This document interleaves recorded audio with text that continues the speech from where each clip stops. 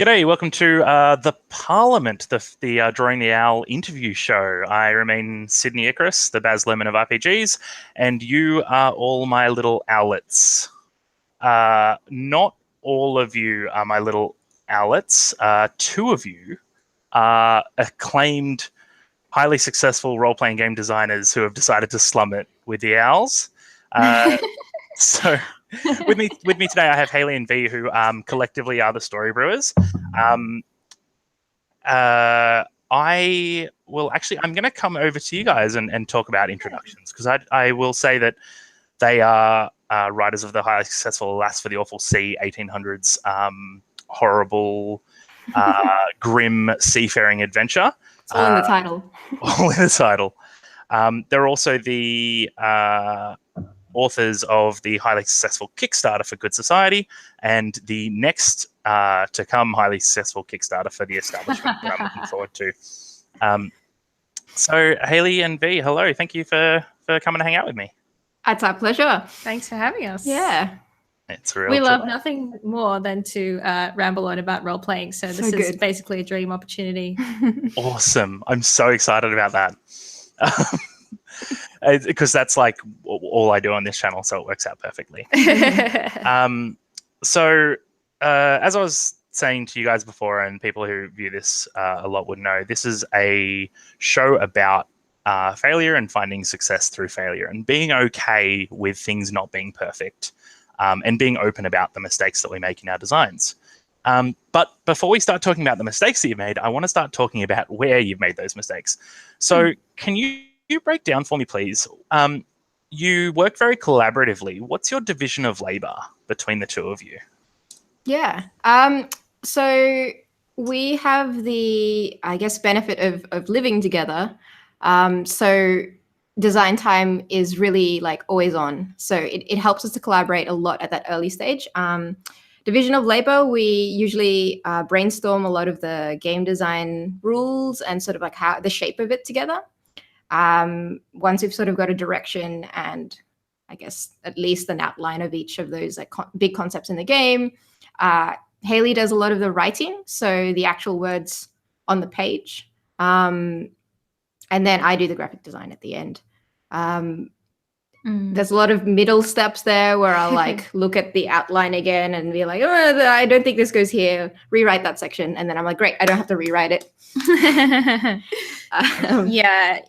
We pretty much do all of the designing together, and we only split off at the end. Yeah, where Haley has to write it. Where we're making a product rather than a game. That's right. Yeah. That's a good way of putting it. When we're doing the product stuff. And that's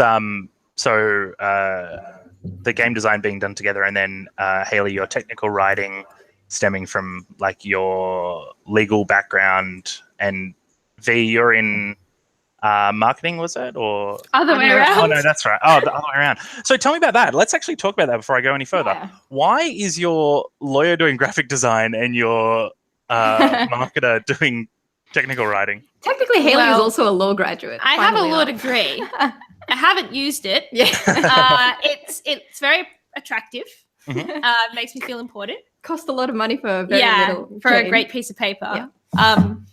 Why? Because I think we like learning, and the way we've evolved working together is outlining like, oh, we're missing this skill. You can do it. You learn it. And then we'll just, and that's sort of how we fell into the roles. Like, so we'll need to graphic design this. I'm slightly better at that. So I've got, I got saddled with it.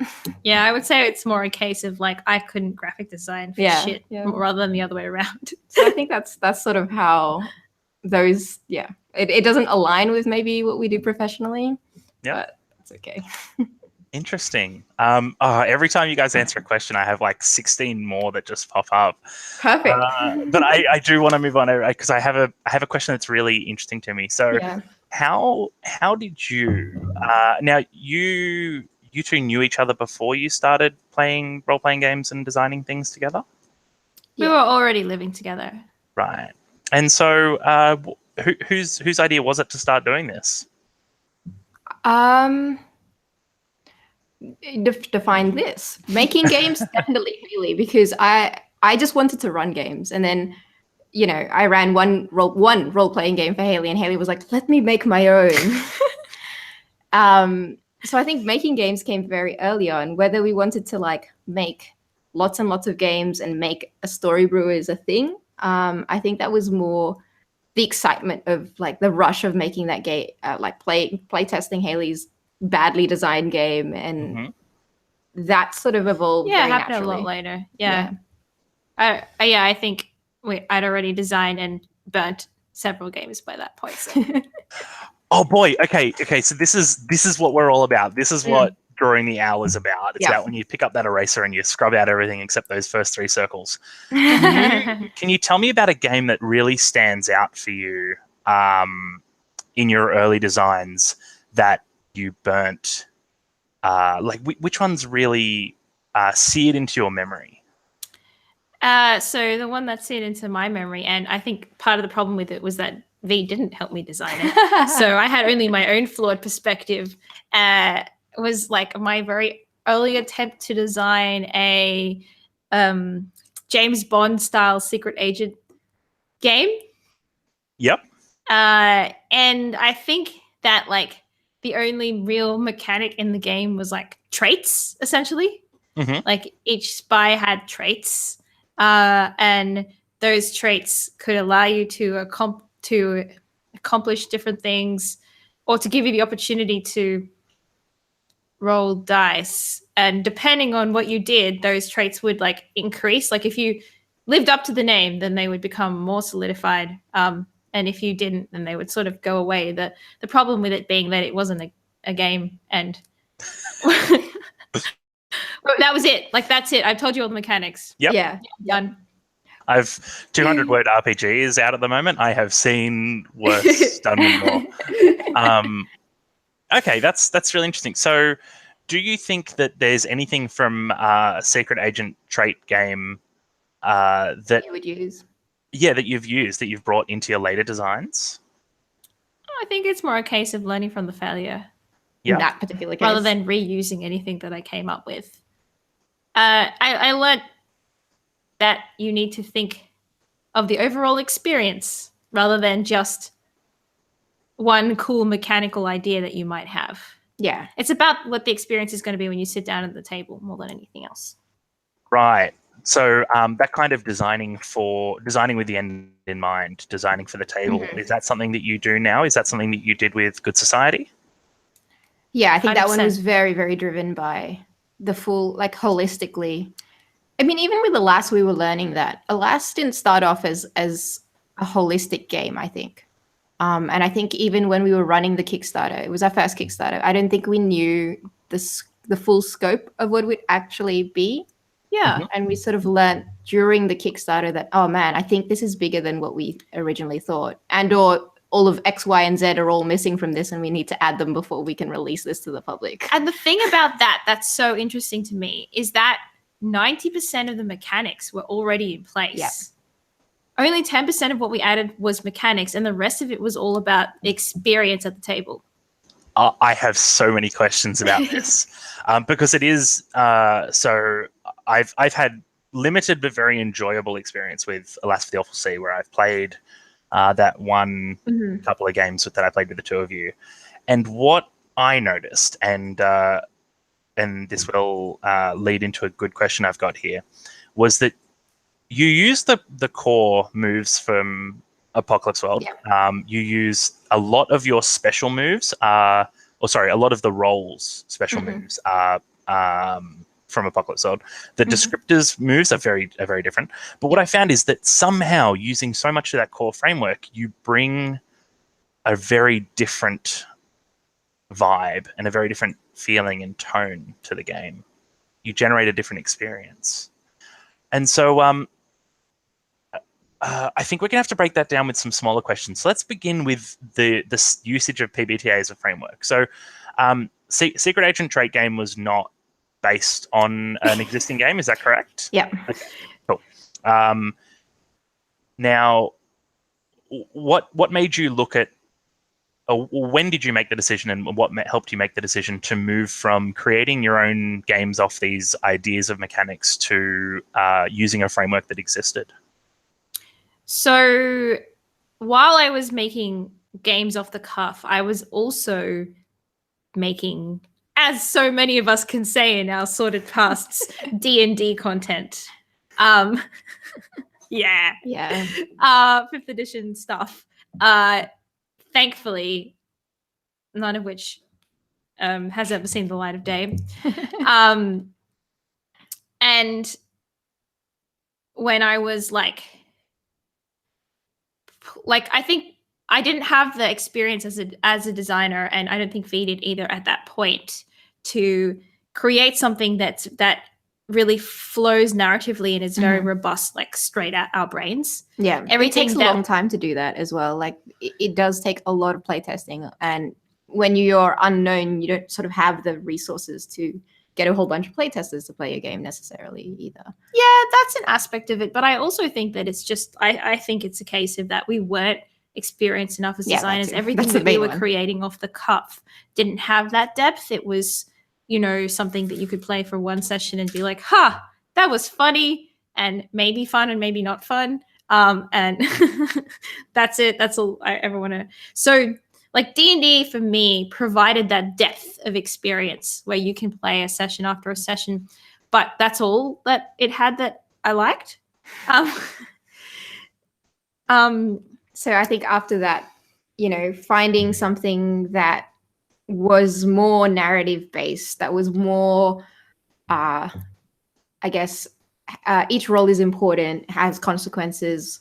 All of those things appealed about PBTA, and fit the experience we wanted to take the adventurer, or the setting of Alas, or the experience of playing that game. It had a lot of the fundamentals and foundation there. So I think that's when we're like, well, this seems like a good match. Yeah, it fit the theme ridiculously well for a game that is made for a very different theme. Yeah, and I think it was interesting when you were saying that's it, like that the similarities, like the basic moves are the same. It felt more like we were just paring back PBTA rather than changing it. We knew what we wanted from it. Well, maybe not at the start, but we discovered what we wanted from it and what we felt didn't add to the experience, and that's what helped us sort what was going to stay and what we were going to sort of diverge from. And it was one of those cases of design by omission rather than I guess intentional design. Yeah, I have said several times on these videos that I think that design by omission is the sexier topic. I think that Monster Hearts is a better game because it's leaner. I think that you want to remove as much fat as you can, and leave in those real sweet meats. So I guess what did the first bit of Alas look like? So would you say that you discovered some of the real core needs for Alas through playtesting and through development? The first time you playtested the game, what did it look like? The first time we playtested the game was at a convention, which I think shaped it in a lot of ways at that time, for that very, very, very first stage of development, because in a convention you've only got one session. And so it really was a play test in the sense that I came in with an idea of a scenario, and we came in with a slightly modified version of Apocalypse World where we'd taken a bunch of stuff out, some stuff out, and then we just did it. So it wasn't a game yet. It was literally a theme plus scenario. 60% plus a scenario plus 60% of Apocalypse World. Okay. Plus 10% of stuff we added. Cool. Yeah. All right. So sorry, go ahead. Raw product. That was definitely the raw product.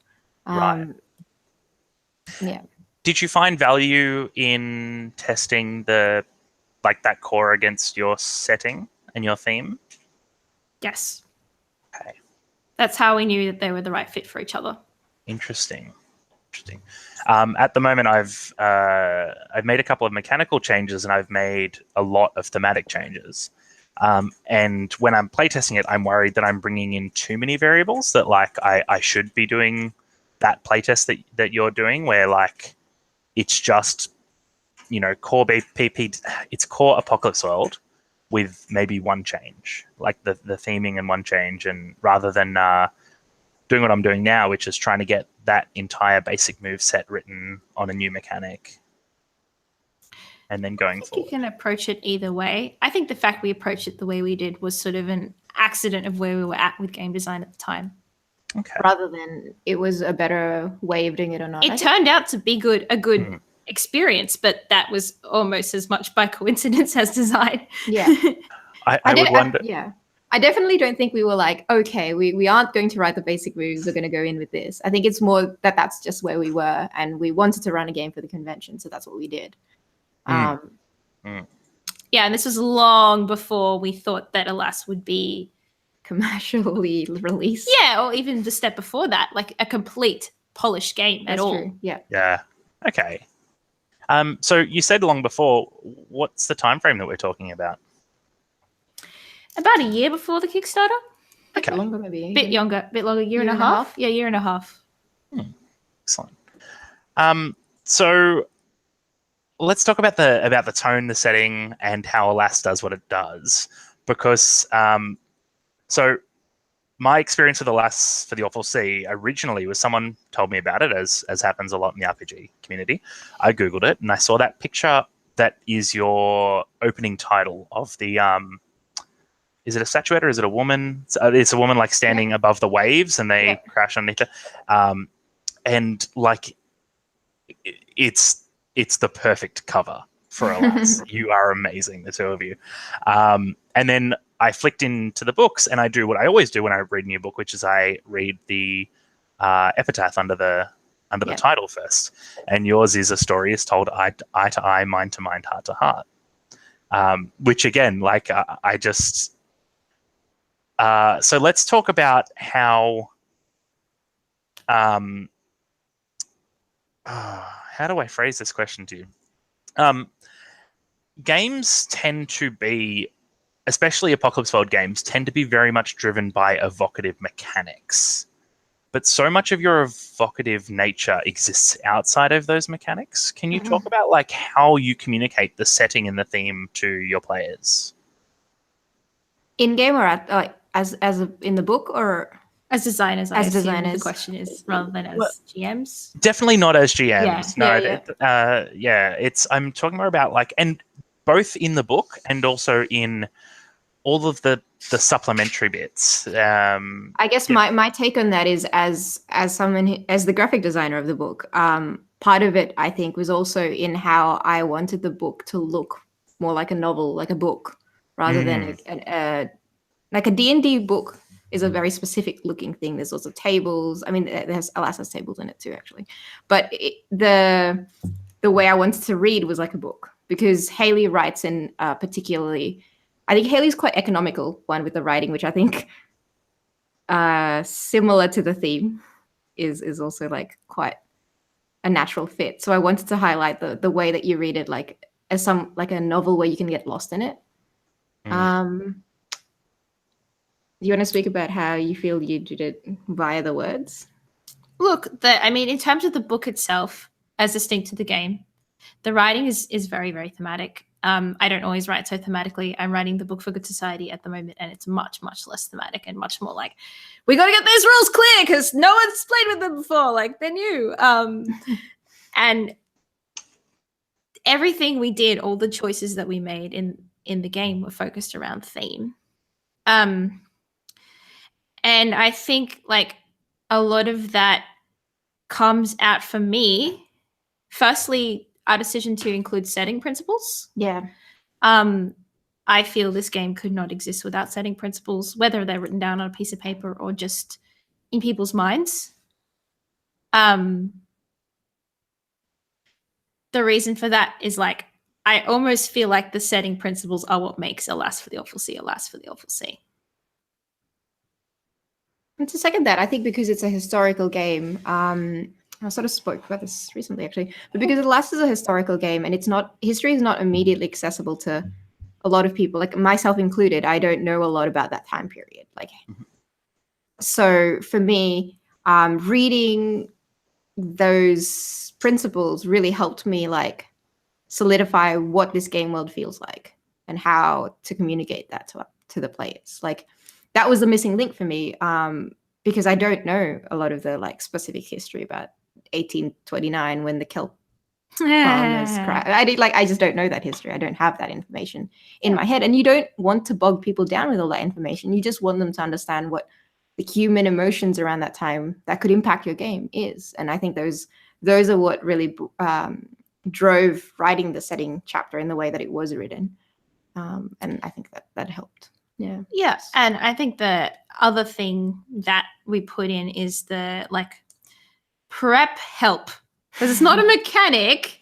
I don't know what to call it. I guess prep help is the way to put it. The support materials for GMs really also were constructed to really, really focus on theme. And that those were some of the latest addition to the game, and came, I guess, out of our, speaking of speed bumps or hurdles that we faced, came out of facing the hurdle of trying to transfer that theme to people who weren't, to GMs that weren't us. Yes. Yes. We know how the theme and the tone that the game is meant to have, but that's not something that other people just inherently know, surprisingly. Especially, I would say it's a theme that a lot of people would be aware of, but very few people would be individually passionate about. Yeah, definitely. And it's amazing how well you communicate that and through them. And I think that personally, I think your descriptors are just some beautiful design for communicating that feeling to your players. That's an interesting pickup. This descriptors are an interesting actually concept, because that wasn't there in the original game, and that came in later than I think. Later than it perhaps should, but pretty early on in our full thing. It definitely wasn't there for the first few, when you were taking it to cons and it wasn't there for the first couple of iterations. So it was interesting how those came in, and it's good that you mentioned that they were thematic, because they came about after Haley's intense reading of some folktales. It was actually, I think you were doing research for the settings chapter, and you just got super transported by some of the stuff you read, and that was when we were it would be really cool to have another facet that ties to this folktale, because you've already got roles which tie you to the historical time period, but then we wanted to bring something in that was based in the more folklore or the stories that were told around that time. And I think that's where the descriptors came in. We wanted a second facet that tied history and folk. Yeah, I think, once again, to continue with the theme that I was talking about, I never thought about descriptors as a mechanical addition so much as a thematic addition. That's really interesting. Mm-hmm. And they are they turned out to be an awesome mechanical addition, as well retrospectively, but they were intended originally as a thematic addition to the game. My experience and my opinion of the game is that descriptors are a more important, both thematic and functional mechanical piece than the playbooks are. I think that. So I've been looking into playbooks a lot because I'm about to start writing mine, and I'm trying to decide what I want my playbooks to be. And the Apocalypse World standard of what you do, you are the gunlugger, the skinner, all that sort of stuff. And as you've got, the surgeon, the captain, I think that descriptors saying not what you do, but who you are, I think resonates a bit more, certainly with me and with people I've spoken to. But I want to talk about this really interesting connection of the two. So what was the decision like to say, because the progression for me would have been we've come up with these descriptors, which are a lot more thematic and what we want. We should get rid of playbooks and have descriptors instead. When did you decide to, and how did you decide to just put the two together? It never occurred to us to get rid of the Playbooks. base playbooks because you are on a ship in the game. You're a ship's crew. How could you not be somebody on a ship? Like it just didn't occur to us. Well, I feel it was like it also informs a very interesting part of you, who you are, what your role in society might be, as well as who you are as a personality, as a human being outside of that sort of framework. And I think having the two together is really interesting. And like from a practical point of view, it's like, well, then you get more choice in your character customization, and that gives us more mileage for less design. And I also feel like in terms of the character roles, using good society terminology, the playbooks or character types or whatever the hell we called them, some of them are very some of them do actually have an important change to the character, or an important aspect of a character that comes out very strongly in play. And I would pick on here the captain, the outcast, and the old sea dog. Those 3 playbooks really, really inform the character when I see them played. The other ones it depends on the person who's picked them up. But those actually... The captain definitely usually has a lot of sway as the captain. So. And those are also... the old sea dog and the captain are also the 2 most popular playbooks. So it's not really hard to see why, because people are drawn to them because they are creating an interesting type of character. So I think having both of those at play to create a more complex character was always something that appealed to me. Okay, excellent. And like we've got modular character creation in Good Society. I'm a fan of modular character creation. I'm a huge fan.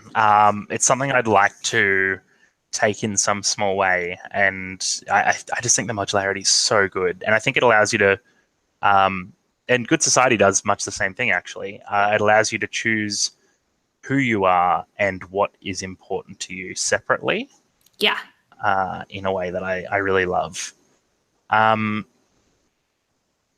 Now you actually, before we move off that core PBTA thing, so I'll ask Ash's question, which was, did you find she asked what do you think the limits of the PBTA design space are? But I think considering that you found it so functional across the genre, I might ask instead, do you think that inheriting the structure of PBTA put any undesirable limits on Alas for the Awful Sea? Interesting. Yeah, that's an interesting question, because I do think there are limits to the PTBA design space. We've seen them in action in some other playtest games that I've played. Name and shame. Let's No, definitely not.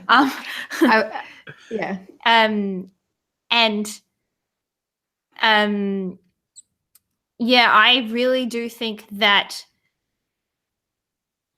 it's very appropriate for a game that's focused on drama, on human connection, and on relationships. And there's some PvP limits that we've sort of talked about a little bit before, Sid. But basically, those are the things that I enjoy PTBA for. You can do completely different things with it, but Alas fits those very well. So I guess that's almost like a unison of what I like about PTBA and what I was aiming for in Alas. There was quite a lot of overlap. So I didn't personally find we weren't roadblocks, especially since we discarded everything that was a roadblock, like items. We started with using the item and armor system basically in full from from Apocalypse World, and then we were like, wait, no, this is annoying and doesn't work with our game. Let's get rid of it. So the whole items things was and barter and I mean I was actually going to ask you about wealth and money and how you made the decision to approach it in the way that you do. Yeah. Well, it came out of that. So we had that discussion. We're like, oh, this is really annoying to take care of. And in this setting, like the only two things that matter about what you have is either A, you already have it, whatever, or B, you don't have it. And it's interesting to explore how and why you don't have it and or how you might get it if you need it. So we decided, well, it's extraneous to keep track of an inventory. Yeah. That Specific specific detail. levels. So but yet wealth is like a very, very important theme of the period. Yeah. And so we needed to reflect that. And so we sort of changed it from like a resource in the game to a character description thing. Mhm. And that it's was a much more tag. effective, actually. Yeah, it worked much better. Now, have you seen other people run Alas that have bumped up against that, or have you heard from other people that have run Alas that have bumped up against such a nebulous wealth system? I haven't. No. Okay. Maybe you're not asking. Yeah, there the might right be people. somebody. Tell us if you do. Yeah. I would love to hear your I've yet to experiences. hear. You know what's funny, actually, though, speaking of that, back when we had a more resource-based inventory system, people went up against that because they were like, okay, he wants to buy a knife. Knives cost like 6 shillings. I'm not really sure how that would work, like Right. It was it was like doing all your D&D design again. Yeah, it was, people were bumping up against that because the system we had was neither detailed enough to encompass every single little purchase, nor general enough to allow for like general decisions to be made. So actually we found less friction once we changed it.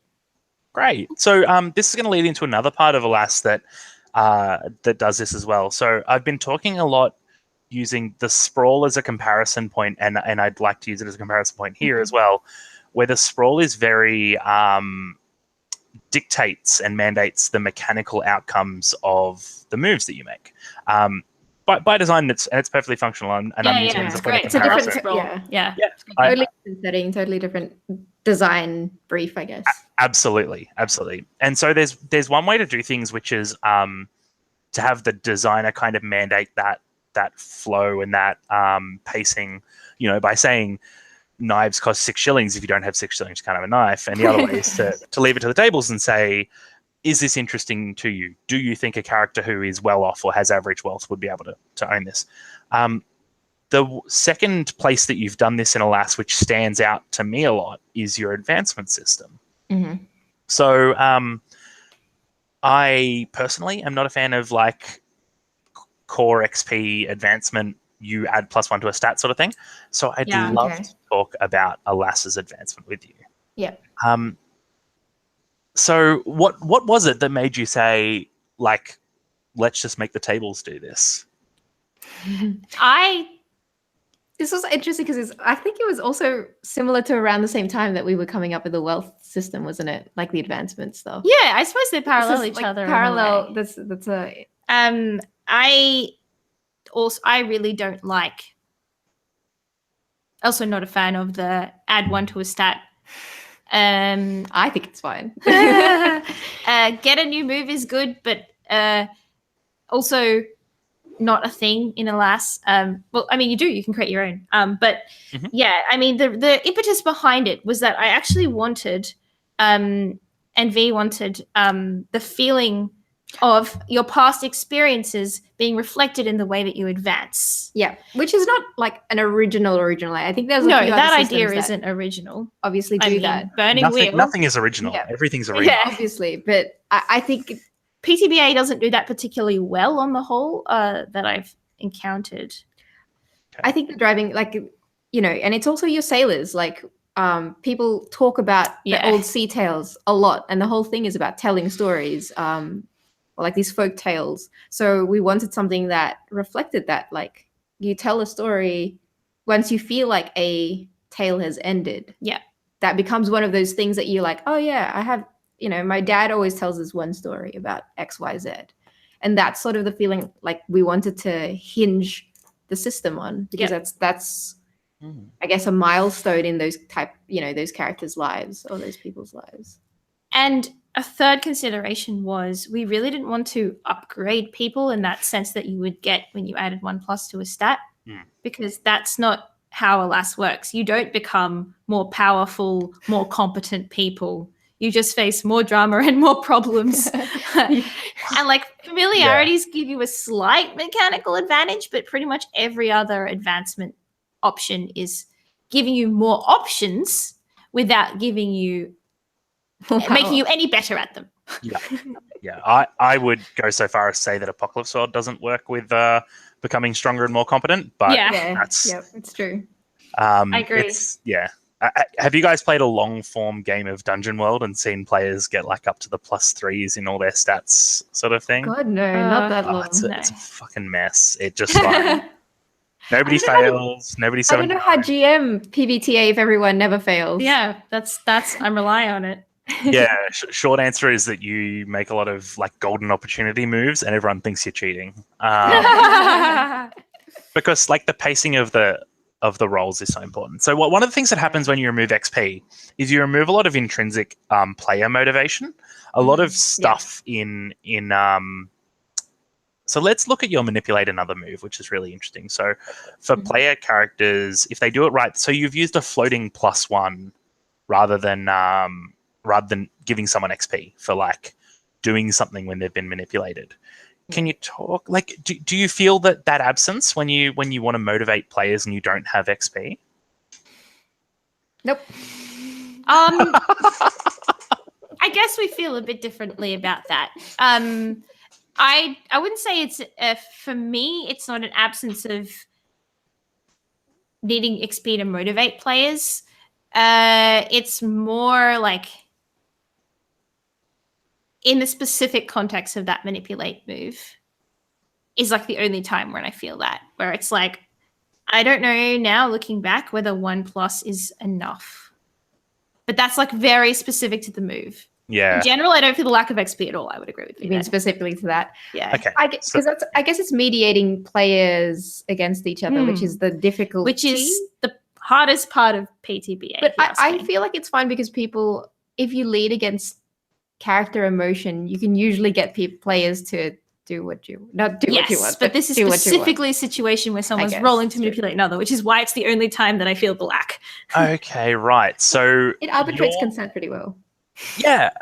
So you are relying on the fact that you have this very thematic game that generates a large degree of player buy-in, and then you just expect that your players are going to do what's in their character's best interest, or like what is within the confines of the social contract of the game, I guess.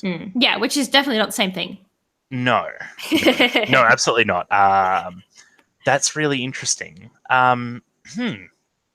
Okay, so I think that's a presumption that we take forward in all our design.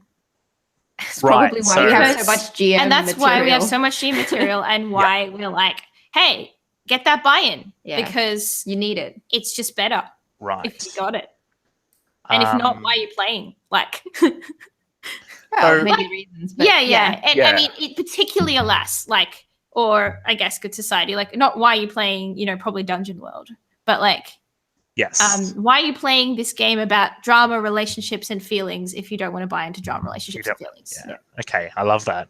So I think that I think it was Rob Donahue once said on Twitter, "You cannot design for bad actors or bad faith," and I love that as a thing. The other thing is, have you seen Vincent Baker's comment about the bell curve of games and about how the basis of it is that, and it's something I don't think I've spoken about either, but I should. That you've got a bell curve of people who will interact with your game, and that your design should fall right in the middle of the most people that are going to get the most out of your game. And then you can have these people on the end that are like, oh, it wasn't mechanical enough, or these people on the end that were like, oh, it was too rules heavy, or like, and his comment was basically, there are people who play In a Wicked Age that say to me, I didn't like it. And he says, yes, like, that's okay. Yes. You're allowed to not like my game. Definitely. Speaking of not liking your game, speaking of not liking your game, what is it that you've put out that you now wish you could take back? What is it that's gone out there that you wish that you killed before it got out? Oh, we haven't even put that many things out there. I don't mean in whole. I don't mean like Noah Less Feel for say. I mean like what part of a design that you've produced would you now take back and say, like that example, that +1 as a motivator is not enough. Instead, just like have it be a part of the move. Handle it a different way. Yeah. So what kind of stuff do you wish you'd handled a different way? So Talk to me after Good Society releases. Talk about that. Yeah. We can't. We're not that far away from Good Society yet, so we can't make those comments about Good Society. But as far as Alas goes, I feel like, and this is actually something that was suggested by either Ash or Em. I'm not sure which of them, but they mentioned. Yeah, sorry, my memory fails me. It's really bad. No, that's all right. I was just going to catch Sorry. for everyone else the surnames for Ash and M, but I don't know what they are. Ash McCallan and M. Oh, M McCallan. Yeah, of course. That this game could have benefited from a like circles type move, like a move about drawing on other people. Yeah. Kind of similar to the one that's there in Advancement. Yeah, it's there in Advancement. But if I could make a decision now, I would take it out of Advancement and put it as a base move in the game. Okay, can we talk a little bit more about that? Why didn't it make it to the basic moves to begin with? Well, like for the very bad reason that I didn't understand that it would have been better as a basic move. No, that's the other way around. I think because when we were doing the Advancement, we were thinking like, what cool things can we add to this Advancement? I always knew that I wanted to put connections in there, and then we thought maybe like you wouldn't need it initially. Do you know what I mean? Like you would play it, and then you would up. You would advance, and then you would get social circles and that sort of thing. But I mean, that was a false assumption because you're like, oh, wait, but then when we run this game, everyone starts the game with like 10 billion problems and connections and people they're beholden to.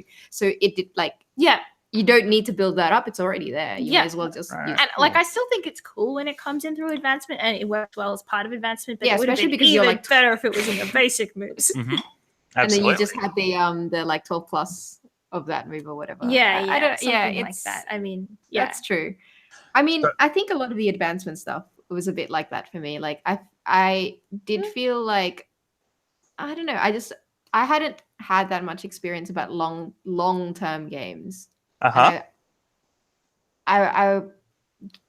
don't know if I would have, I don't know. It would be similar, but like I feel like there was more we could have added to that section of the game that didn't make it in.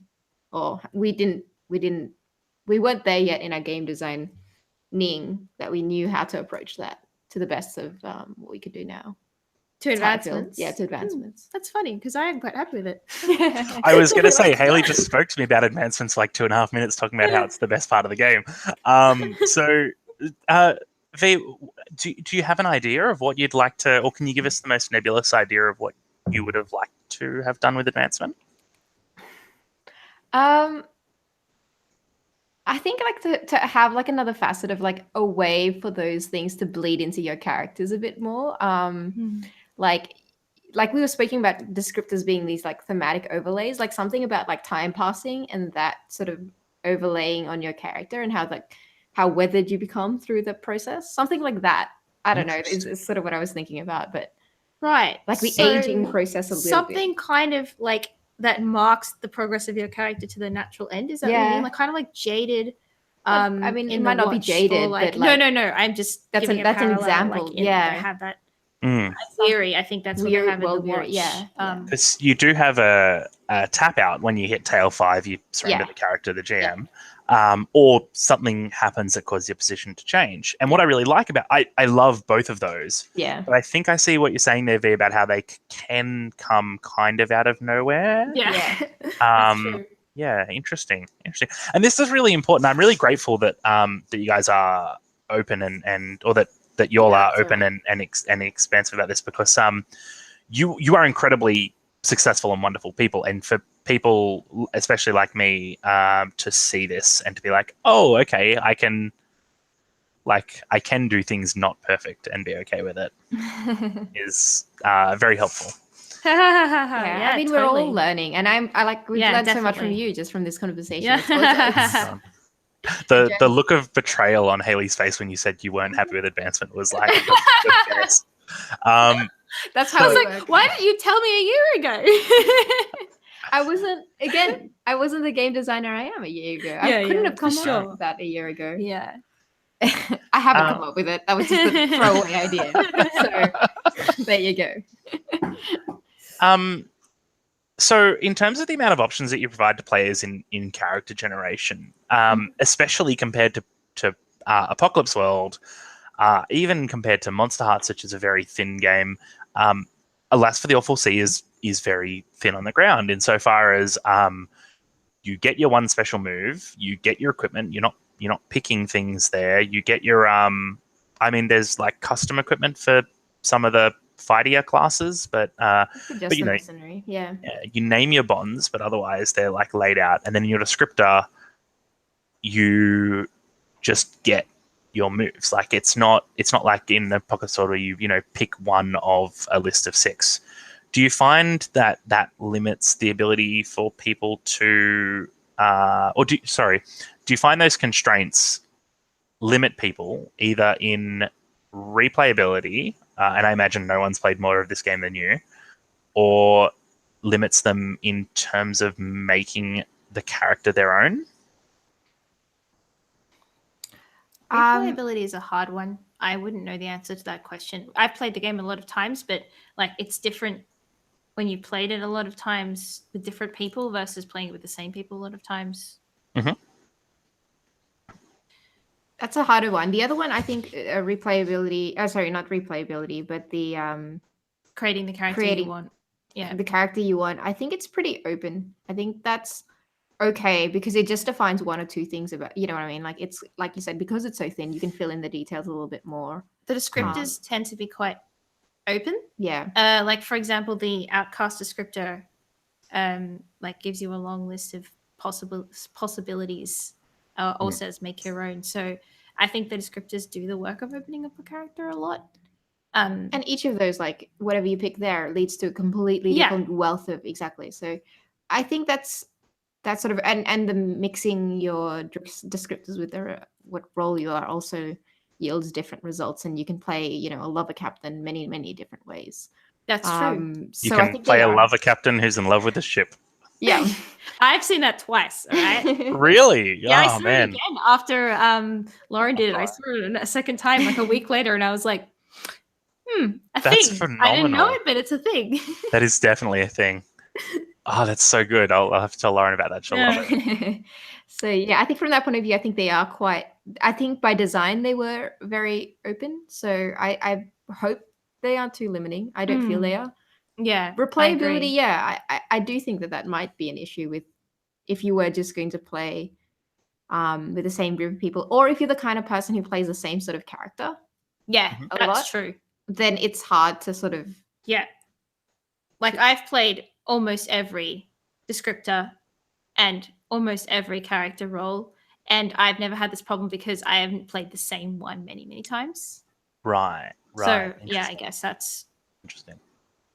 Because it does have one thing about your playbooks are unique. You are the captain, whereas your descriptors are not unique. Is that right? They are unique as well. They are unique. Okay.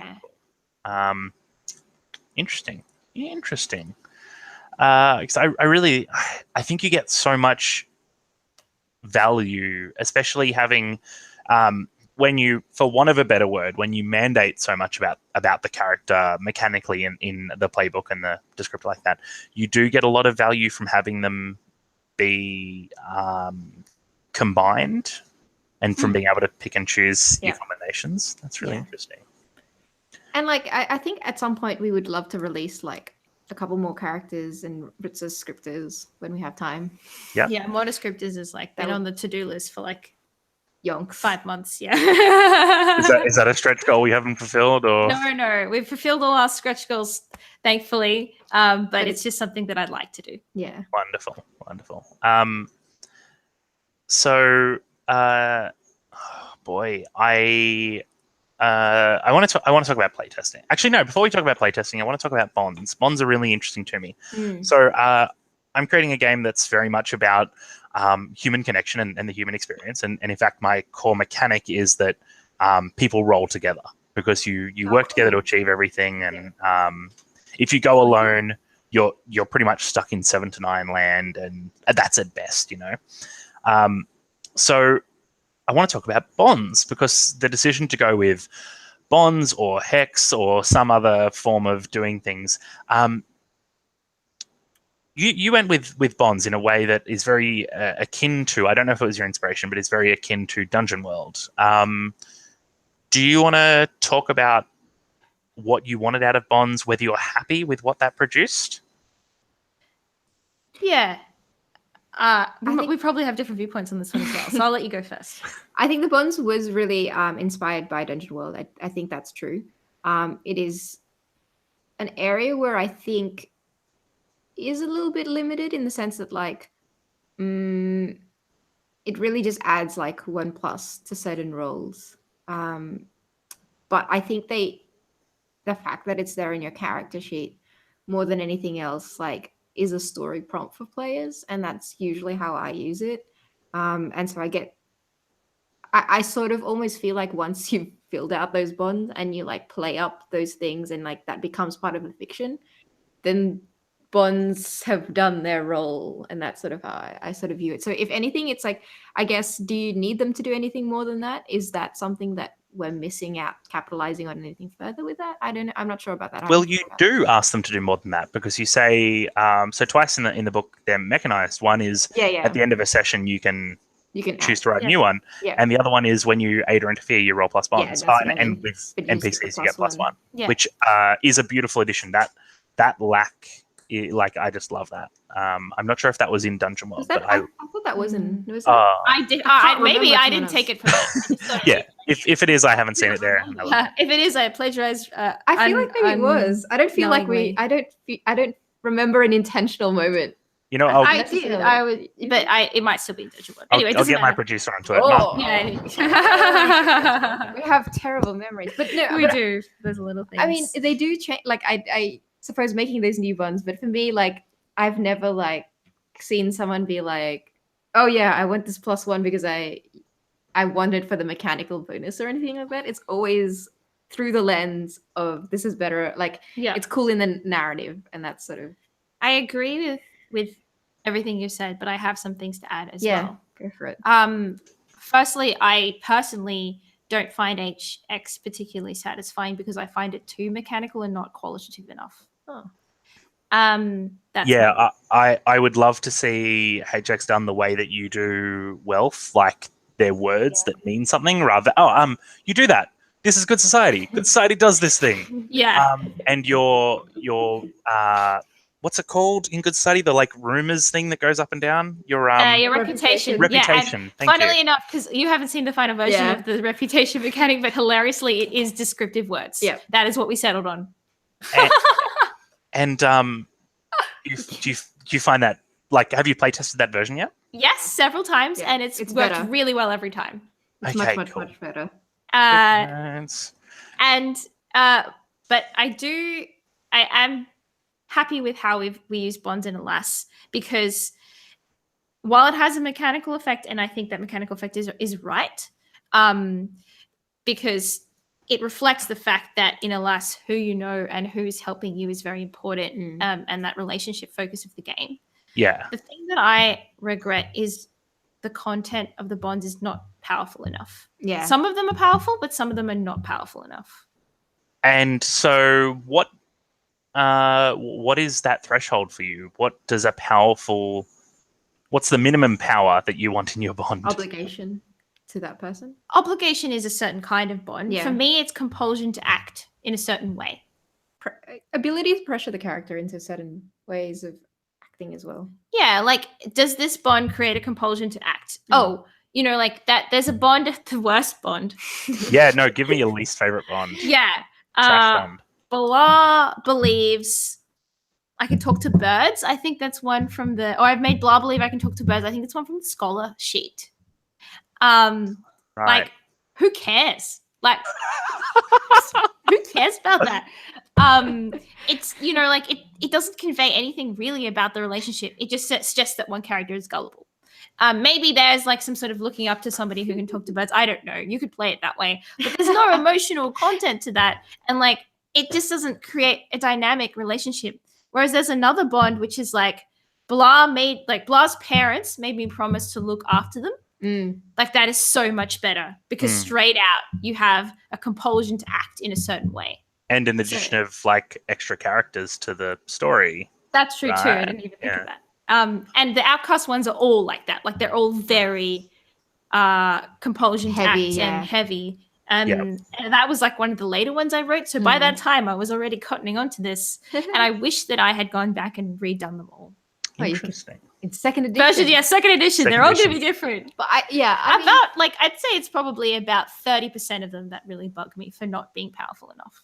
And that's not like it powerful in like it can't be a happy thing. Yeah, exactly. Or like a not super like terrible thing, but it's just more emotional way. I mean, promising someone's parents to look after them is not necessarily a grim thing. Yeah, it's true. It usually ends up being because they're always in trouble. But that's that buy-in that you're talking about with players. Yeah. Like they have picked up alas for the awful sea, not alas for the sunshine and waves. Sorry for the wonderful sea is the. Hooray for the wonderful sea. That's so good. When you do your second edition, Blake Ryan in chat was talking about a Russian-based version, 1600 monarchy. That sounds freaking amazing. Also, a whole bunch of cool Tasmanian stuff as well. Yeah, like Australian Gothic. Australian Gothic is great. Somebody suggested that to us. That would be so interesting, actually. So interesting. Again, it would go in my possibly too racist list. Yeah.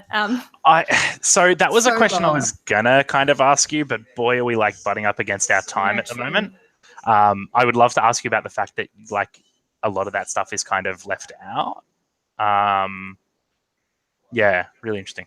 But instead, I have another question that I really wanted to ask you because you two have a very specific or a very unique view, and I would kick myself if I didn't get this too.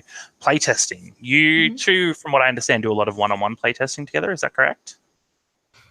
Late night playtesting. They're not the most complete, I would say, like in the sense of like very,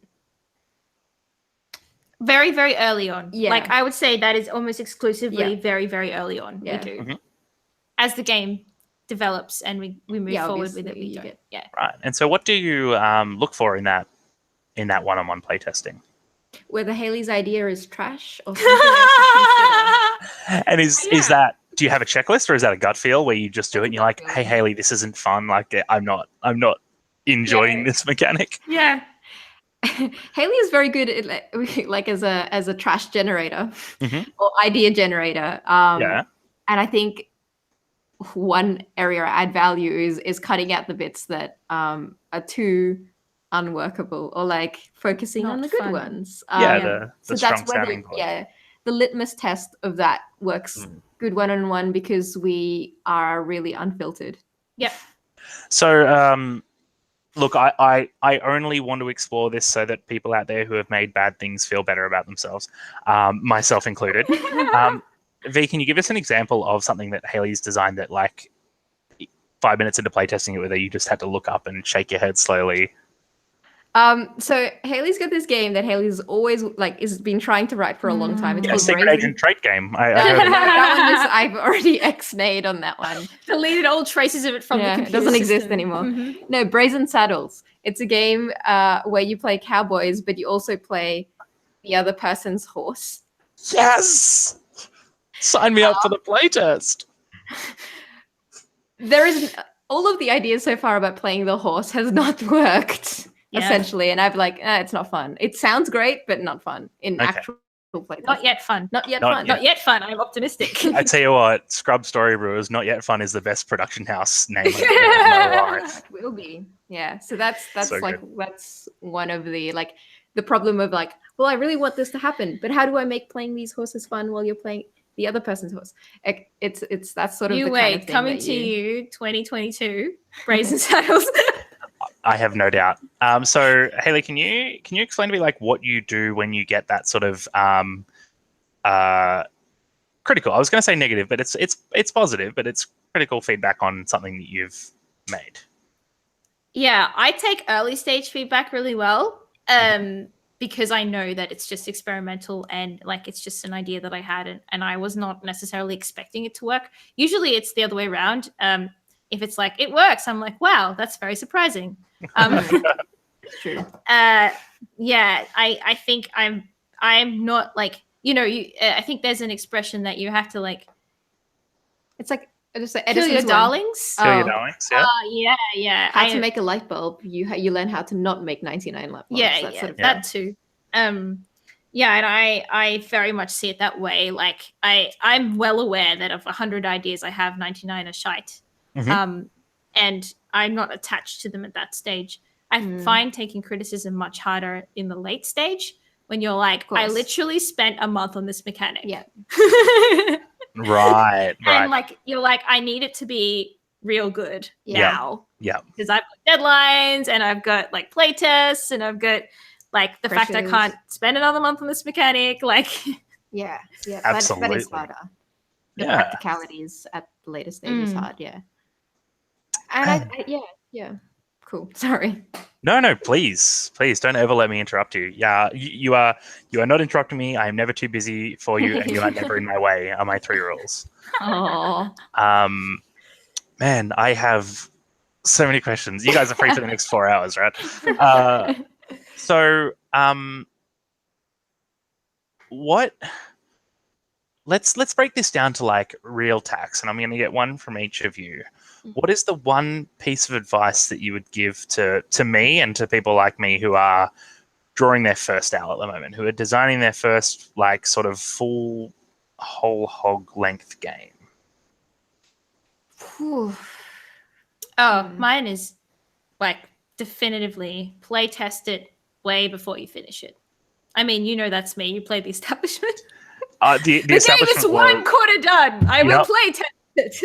So Haley handed out like A4 sheets that just had words typed out on them, and then we played it, and she's like, "Oh yeah, that's something I should write. Like I should make a mechanic that does that. I'll add it to my notes." It was fantastic. It was, and I learned that same thing talking to you, Haley, and doing that with you. Yeah, it's really good. I mean, normally what we do is, if one of us is running the game, the other person's taking notes, and that's why, because you need to see the effect that your changes to your game have on people when you know iterations of it, and whether that's pushing it in the direction that you want or pushing it away. And playtesting is the only way to find out half the time. So, are you advocating for having a core kind of playtest group and just hitting them with each modification, or do you like to playtest with different? Because you were talking about playtesting at cons. You don't get that con group together again, do you? No. Yeah, no. Either both would be good if you have the resources to do both. That would be amazing. But I know that it's not always feasible to do that. And I guess it's more, you know, seeing different people do it is also good because you kind of get to see like what the dominant reaction might be to a certain rule, like how, because people ask the same, if the same sort of questions come up, you kind of like can tell that that's a thing that that people are going to react to.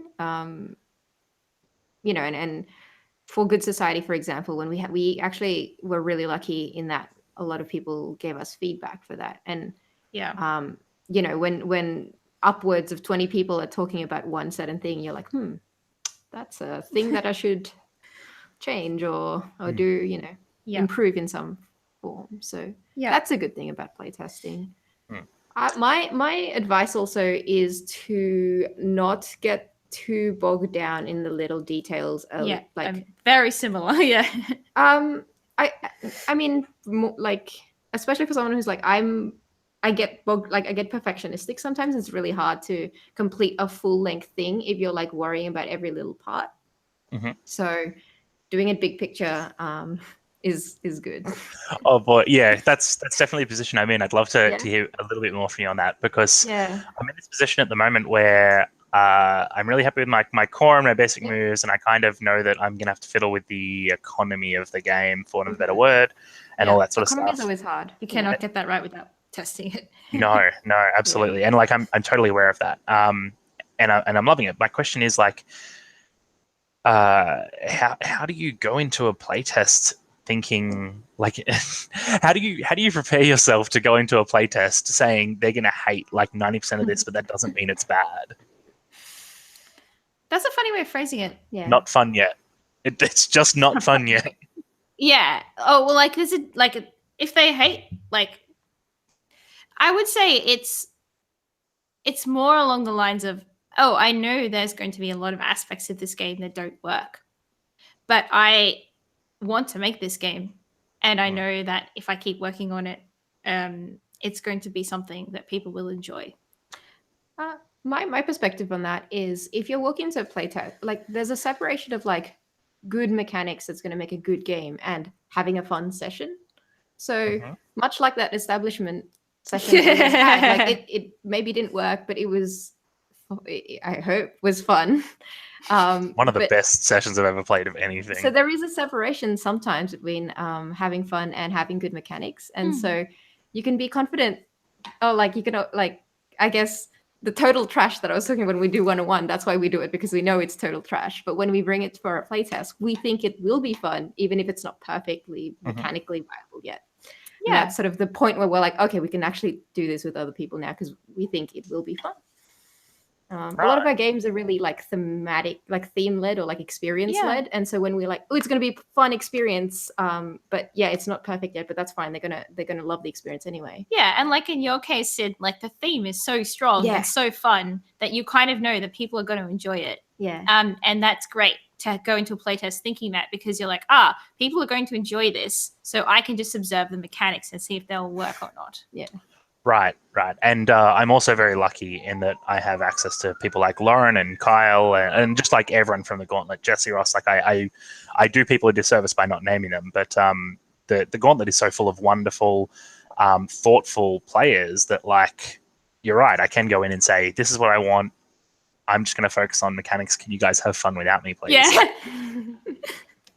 Okay, that's really interesting. They're going to say, yeah, they can do it. They are going to do it. And hopefully I'll be able to get you guys along for one of that as well. And that'd be real fun. You'll be able to find it all and be like, I'll just see V giving that this is trash look, and I'll know, how you feel. So I think before, let's. So the things I've got written down at the moment that I really took out of this is the 3 words "not fun yet," which I love. I think that's a really great way to look at developing mechanics, developing games. So thinking of the overall experience, you guys tend to start with the end in mind, and that's why you're working in such a thick theme. I love that. Demanding the buy-in from players and not trying to mechanize ways to buy them in. Just expect that your players are on board. And if they're not, the game won't work, but that's kind of true anyway, isn't it? And the use of descriptive words, that's one of my favorite things that I think we've both come to that in different angles. And when I saw it in Good Society, I knew it was going to be the right thing, because destitute just means so much more than wealth too. Is there any kind of other like important takeaway points that you think I've missed from this, or that you would like to add to those? The only thing I would add is for the demanding player buy-in is that as designers, if that's you're going to be your position, like it is for us, then you still need to support it. Support it as much as you can, because making it as accessible as possible, making that buy-in easier for a wider range of people is going to be amazing for your game. Sorry, that didn't super grok with me. Can you go over that again for me, or hit that at a different? Yeah, so when you're demanding buy-in from players or GMs, you can help them in the maybe not the design, but like in the text of the game, give them tips and the design Yeah. But what do you mean by support it? I guess is where I'm a little bit lost. It's easier to pull examples from Good Society. That's why I'm. Please. I guess like we've been trying like resources for Alas. We did like a learn to play like Alas video, which is just a short 10-minute video that helps people. Like if you're running it at a convention or whatever, and you can just play that video and it gives you the basics or the right. Okay. That sort of thing. I strongly agree with what V just said. And for me, it's like helping. Like, I mainly think about it as, oh, I'm not going to be there. The GM is obviously excited about this game, otherwise why are they running it? So how do you help them convey that excitement to the players? And the two ways that I found for doing that, the number one way we like to utilize is help players make the game their own. And that's by giving players choices that are not mechanical, thematic, but choices about what their game experience is going to be, which is why we have a collaboration phase in Good Society. Yeah, that actually came out from that. But I find giving people thematic choices also creates that effect. I found giving people mechanical choices does not actually do that for me. So like this, choose one from a 7 to 9. Yeah, you're like, oh, okay, I'm choosing one from the list. My buy-in from the game is not increasing that much. Yeah, right. But that's a very momentary. On the moon. Yeah. Right. So that buy-in in the choices thing from the mechanical things there, that's very much a buy-in to like that immediate sense of failure, right? Like you're choosing your own loss, you're choosing your own doom. You're choosing the limitations of the thing that you rolled, whereas that's not a game level buy-in. Oh yeah, no, I meant mechanical. By mechanical choices, I meant character creation mechanics. Like, pick your move from the list of 5 moves. Which one do you want? Cool. Not the resolution of rolls during the game. No, that's a completely different topic for me, I think. Right. Yeah, no, I'm talking about at the beginning of the game, how to get players invested, and just to reiterate, what I found is that giving them thematic choices or collaboration choices about what the kind of game they're going to play has been effective. Getting them to like pick a move out of 5 moves for me is not effective in generating buy-in. That's my personal experience. Yeah. Interesting. So you said there were 2 ways. The first way is that you help players to make the game their own. Yep, and the second way is that you help GMs convey, whether in direct words or in the setup of how they set up the game, the things that are important in the game in order to get that buy-in. And I think setting principles is like that's not its only function, but it does that as well. Like, here you go. Other games we have player principles. Other games just have like literally just say this. Fall of Magic has that beautiful bit on the inside. So that's so good at setting tone and theme and getting that buy-in. And hearing that, players are already more invested. They're already sharing some beautiful piece of, and that sort of is good. I think one thing ritualistically that Fall of Magic does to make it really work is you are meant to like read it out and pass the book around, kind of thing. Like you're meant to read it out together, and I think that's a really important part of that ritualism. In summary, V's point essentially, if you need buy-in to make your game good, support getting buy-in and help people to buy in, and then I suggested some ways to do it. No, that's excellent. That's amazing. No wonder you two are so super successful and also dashingly attractive and incredibly smart. Of course. So, like all Australians. Everyone is super excited about you because they've just watched you for an hour and 15, and they think that you're wonderful and they want to get more brewers in their life. Where can they find you out in the great wide world? Well, if you're in Sydney, we're there too. I'm on Twitter at Rocketeer_V. Haley is at Storybrewers, and storybrewersroleplaying.com is where to visit us for all of our free games and or other games. Your free games are better than like a lot of stuff that gets paid for out there, which is insane to me. Unfortunately, Secret Agent trait game is not. I know, it hasn't made it there yet. We will get it there. That's okay. I will add your Twitter handles and stuff below so that people can find them, and that website, of course. What is the next thing we're going to see from you? What's the next product you're putting out? Good Society, a Jane Austen RPG. When's that coming out? Good question. No, definitely on time. Yeah, well, I am very, very certain that the PDF will be out in October, which is when we said it would be out. That's excellent. Do not ask me about the printing and so shipping. far we're on time. Your distribution is such a nightmare. I can imagine. And the for people who are interested, pre-order customers are getting the quick start rules and stuff coming out as they're being produced, and so pre-ordering is like a super valuable product at the the Kickstarter. Yeah, if you missed the Kickstarter, which I didn't. Yeah, it's. I'm also really interested in the Sense and Sensibility and Swordsmanship. Is that? Yeah. Yes. Play testing. Yeah, first play test just started. It's a great example of this will be fun when I'm done with it. Not fun yet. Oh, that's so good. I've been looking around for a byline for or a subtitle for Drawing the Owl for a while, and I think not fun yet is pretty close to what I'm getting to. Yes. Excellent. Thank you so much for spending time with me tonight. It was Our pleasure. fun. And thank you so much to all the little owlets that got to get involved. The plan is to do more of these interview series as we go, using this one as a bit of a proof of concept pilot to get some other designers on, some other Gauntleteers, stuff like that. So that's going to be fantastic. Cool. I think for... Oh, awesome. But we'll have to get together and like share which designers get us excited so that we can make a list of people for me to get in touch with.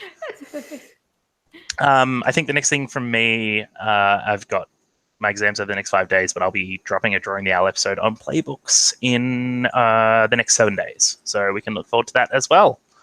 Yes. Thank you again, and keep on giving a hoot. Get it? It's like an owl thing.